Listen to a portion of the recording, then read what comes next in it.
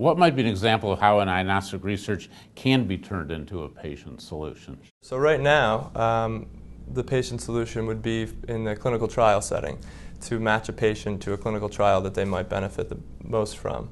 In the future, we hope to be able to take this to the clinic so that when you have an array of approved targeted therapies and you have an individual who has to choose one, it would make the most sense for them to pick the therapy that suits their cancer or their mutations in their cancer.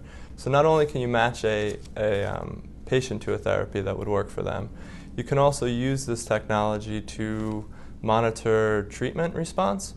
The technology is able to quantify the amount of tumor DNA circulating in the blood, and then you can back calculate how much tumor burden the patient actually has. And you can assess whether or not the patient's responding effectively to a therapy or not. And beyond that, once a patient goes into remission, the common follow-up is to do CAT scans every 3 months and then 6 months, or PET scans and MRIs. This technology is also able to monitor recurrences long before radiology could detect it. So it's a very sensitive way to detect a recurrence and then either restart or change therapies.